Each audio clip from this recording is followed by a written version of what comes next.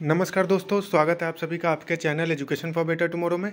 आज हम आपको बताने जा रहे हैं राष्ट्रीय स्वास्थ्य मिशन मध्य प्रदेश के द्वारा जो कम्युनिटी हेल्थ ऑफिसर की वैकेंसी आई है उसके बारे में।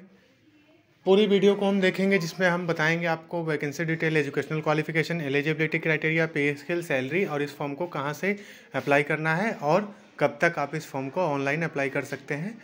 इन सभी के बारे में इसमें डिटेल में डिस्कस करेंगे, तो वीडियो को लास्ट तक देखिएगा जिससे आपको सारी इन्फॉर्मेशन मिल सके। तो इस वीडियो को स्टार्ट करते हैं। उससे पहले चैनल पे जो नए हैं चैनल को सब्सक्राइब कर ले, ऐसे ही अपडेट्स भरी, इन्फॉर्मेशन भरी वीडियोज पाते रहने के लिए, हमारे साथ जुड़े रहने के लिए, और वीडियो को ज़्यादा से ज़्यादा लोगों तक शेयर करें जिससे इन्फॉर्मेशन बाकी लोगों तक भी पहुँच सके, बाकी लोगों की भी हेल्प हो सके। तो चलिए देखते हैं। जैसा कि आप लोग देख पा रहे हैं, Madhya Pradesh CHO vacancy PDF यहाँ पे डाउनलोड किया गया है, जिसमें राष्ट्रीय स्वास्थ्य मिशन मध्य प्रदेश के अंतर्गत विभिन्न वर्गों से शेष रिक्त पदों के विरुद्ध संविदा कम्युनिटी हेल्थ ऑफिसर के पद पर सीधी नियुक्ति के लिए महत्वपूर्ण जानकारी है। इसमें सर्टिफिकेट इन शैक्षणिक योग्यता है, certificate in community health integrated BSc nursing, post BSc nursing, जो भारतीय नर्सिंग काउंसिल से मान्यता प्राप्त संस्था से होना चाहिए। वहाँ के पास आउट कैंडिडेट जिन्होंने BSc नर्सिंग में सत्र वर्ष 2016 अथवा उसके बाद पोस्ट बेसिक BSc नर्सिंग में सत्र वर्ष 2018 अथवा उसके बाद प्रवेश लिया है, वे कैंडिडेट इसके लिए एलिजिबल है। यानी कि जो 2020 या 2020 के बाद के पास आउट कैंडिडेट है BSc नर्सिंग और पोस्ट बेसिक नर्सिंग, जिनका लास्ट ईयर 2020 था, फाइनल ईयर कंप्लीट हुआ है 2020 या उसके बाद, और उनके कॉलेज में इंटीग्रेटेड CCHN कोर्स, उनके नर्सिंग के लास्ट ईयर में BSc नर्सिंग और पोस्ट BSc नर्सिंग के लास्ट ईयर में community health certificate course include किया गया है, वो इसके लिए एलिजिबल है और उन शैक्षणिक संस्थाओं का मान्यता प्राप्त इंडियन नर्सिंग काउंसिल से होना चाहिए। जो अभ्यर्थी अभी उल्लेखित पाठ्यक्रम में उत्तीर्ण नहीं है, अध्ययनरत है, वे आवेदन हेतु पात्र नहीं है। यानी कि जो स्टडी कर रहे हैं, जिनका रिजल्ट अभी नहीं आया है, वो एलिजिबल नहीं है। जो पास आउट ऑलरेडी हो चुके हैं उनके लिए ये फॉर्म है। इसमें एज लिमिट है 21 to 40 ईयर्स और एज का जो कैलकुलेशन होगा 1 फरवरी 2022 के कट ऑफ डेट के आधार पे एज कैलकुलेशन किया जाएगा। इसमें बाकी जो आरक्षण श्रेणी है उम्र में छूट से रिलेटेड, वो मध्य प्रदेश का जो आरक्षण नीति है जो उम्र में के प्रावधान में छूट देता है उसको फॉलो करती है। मूल निवासी आवेदक को मध्य प्रदेश का मूल निवासी होना अनिवार्य है। यानी कि इसमें जो क्वालिफिकेशन बताया गया है कि आप मध्य प्रदेश के हैं तभी आप इसको फॉर्म को अप्लाई कर सकते हैं। मध्य प्रदेश के आउटसाइड के कैंडिडेट्स इसके लिए एलिजिबल नहीं है। ऑनलाइन आवेदन पत्रों की उपलब्धता दिनांक 15 फरवरी से 28 फरवरी तक आप इस फॉर्म को ऑनलाइन अप्लाई कर सकते हैं। अंतिम तिथि 28 फरवरी 2022 तक आप इस फॉर्म को ऑनलाइन अप्लाई कर सकते हैं। सीधी भर्ती में सफलतापूर्वक चयन होने के पश्चात अभ्यर्थियों को सुदूर ग्रामीण क्षेत्रों में स्थित उप स्वास्थ्य केंद्र पर कम्युनिटी हेल्थ ऑफिसर के रूप में कार्य करने हेतु नियुक्त किया जाएगा। ऐसी संस्थाएं शहरी क्षेत्र में नहीं होंगी, गांव के क्षेत्र में आपको, यानी कि नेशनल रूरल हेल्थ मिशन के अंतर्गत ये नेशनल हेल्थ मिशन का जो है कार्यक्रम, वहाँ पे उप स्वास्थ्य केंद्र यानी कि sub centre, health sub centre and health and wellness centre पे इनकी नियुक्ति होगी। अतः ग्रामीण क्षेत्रों में निवास कर सकने वाले अभ्यर्थी ही आवेदन करें। जो गांव में नहीं रह सकते हैं वैसे कैंडिडेट्स को यहाँ आवेदन करने के लिए इनडायरेक्टली मना किया जा रहा है, क्योंकि आपको गांव में रहना होगा और आप हैबिचुअल नहीं है गांव से रिलेटेड, तो आप वहाँ सर्वाइव नहीं कर पाएंगे। बहुत सारे कैंडिडेट्स ऐसे देखे जाते हैं जो ज्वाइन तो कर लेते हैं, कुछ टाइम बाद वो वहाँ से रिजाइन कर देते हैं बिकॉज ऑफ देयर सर्वाइवल, वहाँ के सर्कमस्टांस में वो अडॉप्ट नहीं कर पाते हैं खुद को। यहाँ पे जो ये निगम राष्ट्रीय स्वास्थ्य मिशन मध्य प्रदेश से संविदा कम्युनिटी हेल्थ ऑफिसर के पद पर सीधी नियुक्ति हेतु चयन परीक्षा के नियम कहलाएंगे, जो सामान्य नियम होंगे। इसमें कुछ प्रवेश प्रक्रिया है। कुल स्थान 486 है। अनरिजर्व्ड मेल 56, फीमेल 113, EWS जो मुक्त है वो 16, महिला 31।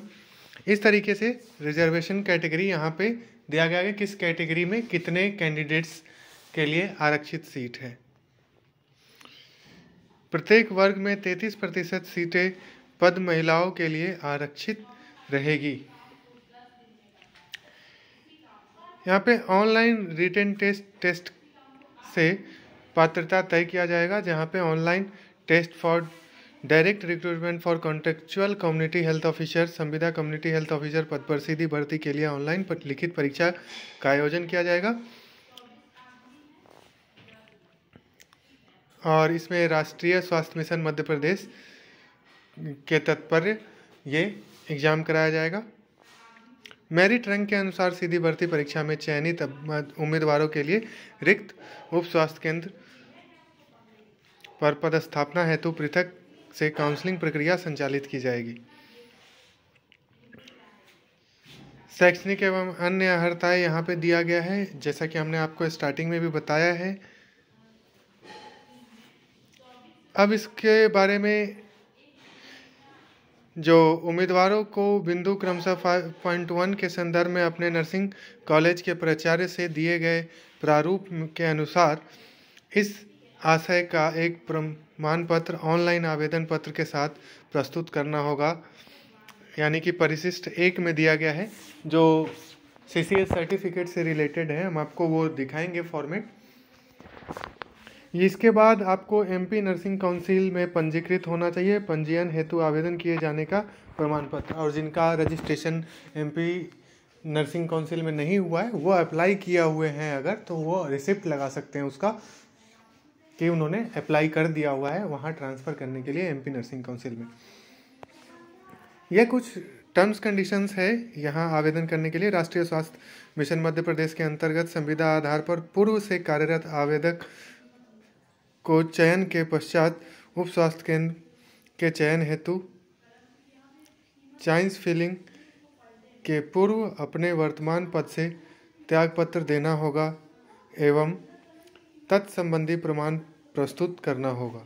अगर कोई पहले से काम कर रहे हैं NHM में तो उनको रिजाइन करना होगा पदस्थापना से पहले, और रिजाइन करने के बाद उनका जो रिजाइन का अप्रूवल है वो सबमिट करना होगा। उम्मीदवार को यह सुनिश्चित करना होगा कि आवेदन करते समय उनके पास कम्युनिटी हेल्थ ऑफिसर पद हेतु निर्धारित न्यूनतम योग्यता के सभी प्रमाण पत्र उपलब्ध हैं। आवेदक को मध्य प्रदेश का मूल निवासी होना अनिवार्य है, जैसा हमने आपको ऊपर ही बताया है। और बाकी जो आरक्षण संबंधी नियम है वो यहाँ पे दिया गया है। आयु सीमा के बारे में बताया है। यहाँ पे जो है BSc नर्सिंग मान्य नहीं होगा, जैसे कि निम्न संस्थाओं से उत्तीर्ण BSc नर्सिंग मान्य नहीं होगा: इंदिरा गांधी राष्ट्रीय मुक्त विश्वविद्यालय, भोज मुक्त विश्वविद्यालय, स्वायत्ती अथवा डिस्टेंस लर्निंग विधि से शिक्षा प्राप्त, ये कैंडिडेट्स एलिजिबल नहीं हैं। किसी उम्मीदवार की ओर से उम्मीदवार के लिए किसी भी साधन से समर्थन अभिप्रमाण पत्र प्राप्त करने के किसी भी प्रयास को नियुक्ति प्राधिकरण द्वारा परीक्षा में उसके उपस्थित होने के लिए चयन के लिए अयोग्य माना जाएगा। इस तरीके का जो बेसिक गाइडलाइन है वो यहाँ पे बताया गया है।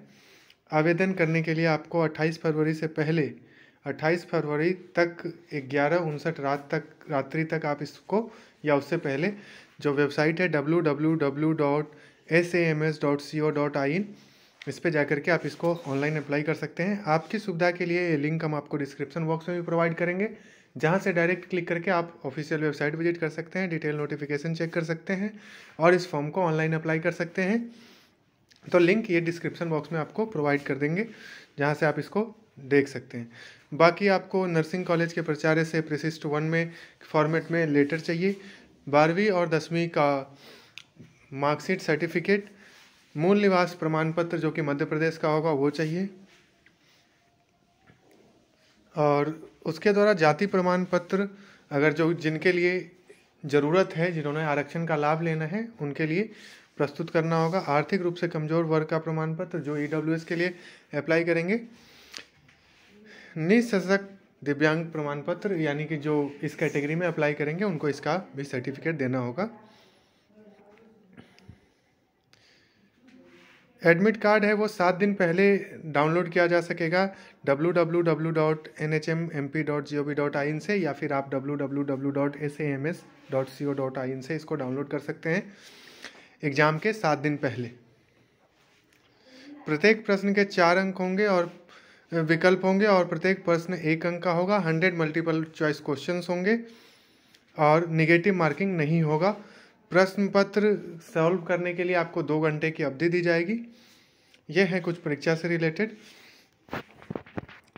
परीक्षा केंद्र एसएएमएस द्वारा निर्धारित किए जाएंगे।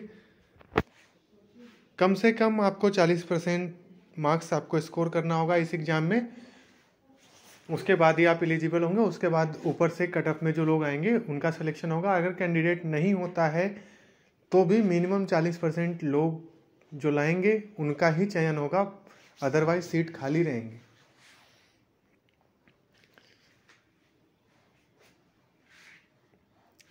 प्रवेश प्रक्रिया के बारे में यहाँ पे इंफॉर्मेशन है। ये सारे डॉक्यूमेंट्स जो है उससे रिलेटेड बात यहाँ पे बताई गई है। आगे भी हम आपको इससे रिलेटेड बाकी जानकारी प्रोवाइड करेंगे time to time. Admit card के बारे में और कोई इससे रिलेटेड संशोधन या फिर कोई न्यू इन्फॉर्मेशन आती है तो हम आपको अपडेट करेंगे। इससे रिलेटेड बाकी जानकारी प्राप्त करते रहने के लिए और ऐसे ही वीडियोज़ पाते रहने के लिए आप हमारे चैनल को सब्सक्राइब करें, वीडियो को ज़्यादा से ज़्यादा लोगों तक शेयर करें, जिससे इन्फॉर्मेशन बाकी लोगों तक भी पहुंच सके, बाकी लोगों की भी हेल्प हो सके। बहुत बहुत धन्यवाद। जय हिंद।